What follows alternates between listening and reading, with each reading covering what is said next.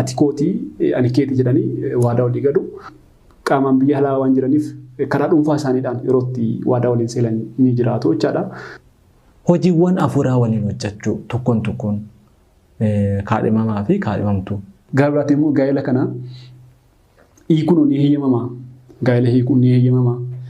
Miidhaa inni mana kiristaanaa irratti yookaan dhaloota irratti biyya irratti qabumaadha. Gaa'ela kana hiikuun. Tokko gaa'ela 80 yookaan karaa aadaatiin kan raawwannu jira. Lammaffaa karaa mana qopheessaatiin kan raawwannu jira. Sadaffaa irratti immoo gaa'ela kiristaanaatti mana kiristaanaatti kan raawwannu jira.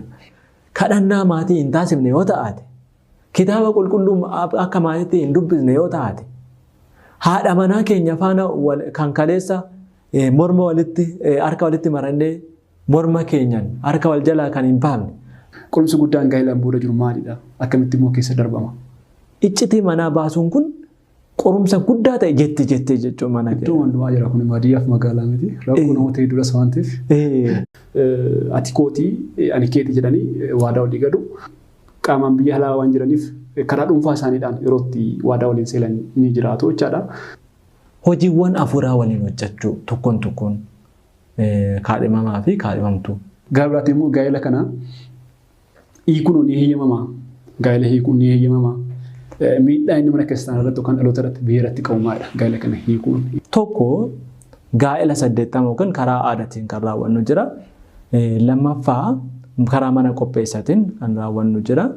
Sadaffaa irratti immoo gaa'ela kiristaanaatti mana kiristaanaatti kan raawwannu jira. Kadhannaa maatii hin taasifne yoo ta'ate, kitaaba qulqulluu akka maatiitti hin dubbisne yoo ta'ate, haadha manaa keenya faana kan kaleessa morma walitti harka walitti marannee morma keenyan harka wal jalaa kan hin baafne. Qorumsi guddaan gaa'elaan booda jiru maalidha? Akkamitti immoo keessa darbama? Iccitii manaa baasuun kun qorumsa guddaa ta'e jettee jechuun mana keenya. Iddoo hundumaa jira kun baadiyyaaf magaalaa miti. Rakkoo namoota hedduudha waan ta'eef.